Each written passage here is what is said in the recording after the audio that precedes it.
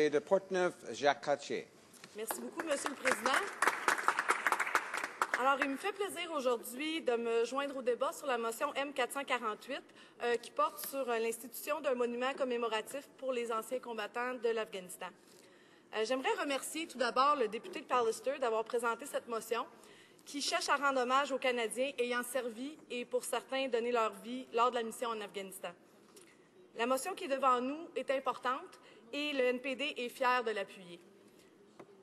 En tant que Canadiens, on a le devoir de souligner la contribution exceptionnelle et les sacrifices de ces hommes et de ces femmes qui ont défendu le Canada et ses alliés en Afghanistan, qu'ils soient membres des Forces armées canadiennes, de notre personnel diplomatique ou encore du personnel d'aide internationale. Avec près de 40 000 militaires qui ont été déployés au fil des années, dont 158 qui ont perdu la vie et 2000 autres qui ont été blessés, l'effort de nos soldats mérite assurément d'être souligné par un monument dans notre capitale nationale. Un tel monument a déjà été érigé à l'époque à l'aérodrome de Kandahar, mais a depuis été rapatrié au Canada et présentement est exposé un peu partout aux quatre coins du pays pour que chaque Canadien et Canadienne puisse faire son devoir de mémoire. Il a été proposé d'éventuellement reconstituer ce monument et de l'exposer dans la région de la capitale nationale. Alors, sur le cénotaphe en question, on retrouve 190 plaques commémoratives en l'honneur des 201 personnes qui sont décédées au combat. Et ce monument constitue un symbole fort de l'engagement canadien en Afghanistan. Et la symbolique qui est rattachée apporterait un regard particulier sur ce sacrifice qui a marqué l'histoire de l'action militaire canadienne à l'étranger.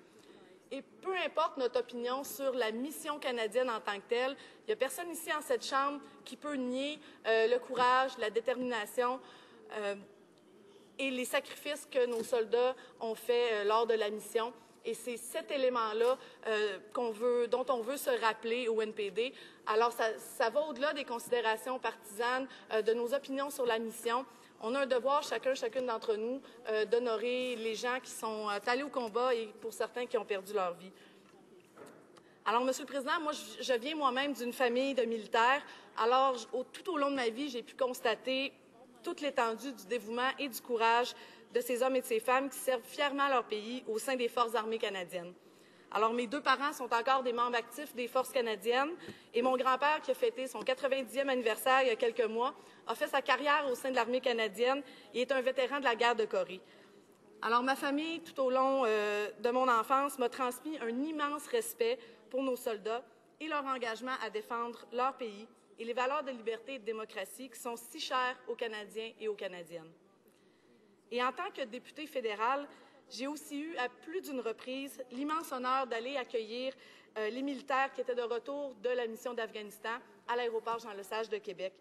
Alors, en prenant le temps d'échanger brièvement avec ceux qui revenaient, en prenant le temps de leur serrer la main, j'ai pu voir rapidement tout le courage, toute la détermination de ces femmes et de ces hommes qui étaient revenus de mission. Il y en a certains qui étaient à peine plus âgés que moi, d'autres plus jeunes en fait, mais peu importe leur âge, ils étaient prêts à tout sacrifier pour assurer le succès de la mission qui leur avait été confiée. Et avant d'être députée, encore là, j'ai eu la chance en tant que guide parlementaire en 2007 de mener certaines visites à la chapelle du souvenir ici au Parlement.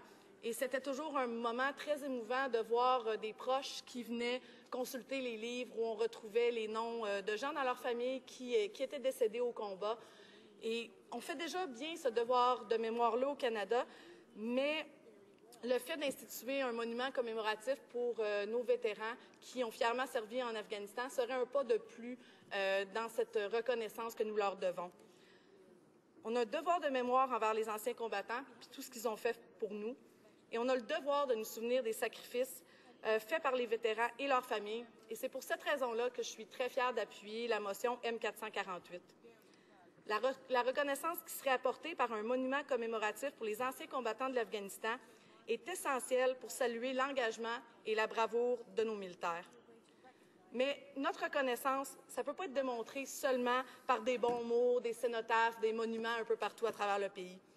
Notre reconnaissance envers nos anciens combattants, ça doit également se démontrer par des services efficaces, accessibles et adaptés aux réalités de nos soldats et de nos vétérans.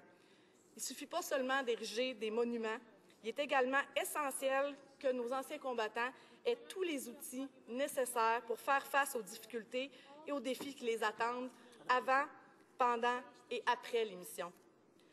Comme je l'ai mentionné plus tôt, j'apprécie et je salue l'initiative du député de Palliser, mais je ne peux pas m'empêcher, malgré tout, de constater l'ironie de débattre d'une motion visant à rendre hommage aux anciens combattants, alors que le dernier budget des conservateurs fait absolument rien pour rétablir les services qui leur ont été enlevés depuis que les conservateurs sont au pouvoir, et je trouve ça extrêmement malheureux, Monsieur le Président. Dans le budget qui nous a été présenté hier, il n'y a strictement rien pour les soins de santé qui sont offerts à nos militaires, absolument rien pour renforcer les services qui leur sont dispensés à leur retour du pays. Les députés conservateurs ont gardé le silence quand ce gouvernement a décidé unilatéralement de fermer les bureaux régionaux qui offraient des services directs à nos vétérans. Et malheureusement, ils se sont tus quand le ministre des Anciens combattants les a traités avec un profond mépris il y a à peine 2 semaines de ça.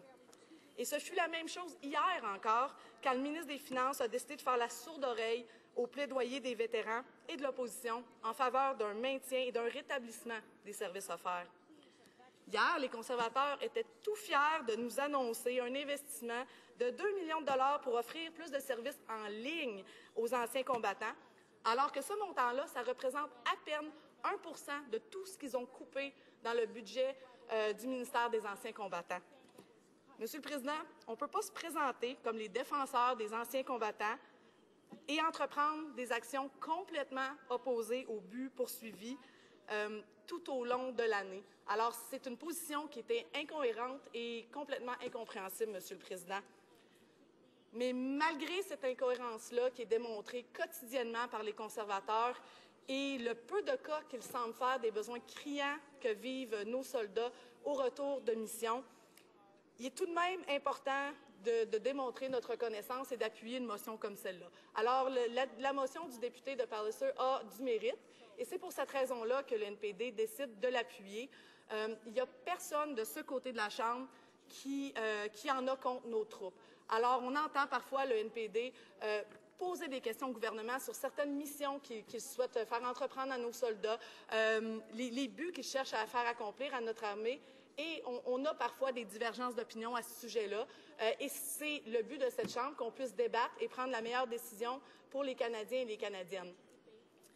Mais ces discussions-là, ces débats-là, ça n'enlève pas tout le respect, toute l'admiration que les députés du NPD portent pour nos anciens combattants.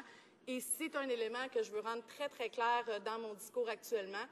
Et le travail qu'on fait, c'est pour s'assurer que nos anciens combattants, que nos vétérans qui ont courageusement servi leur pays, soient aussi bien servis lorsqu'ils sont de retour ici au pays et que c'est eux qui ont besoin de nous à leur retour.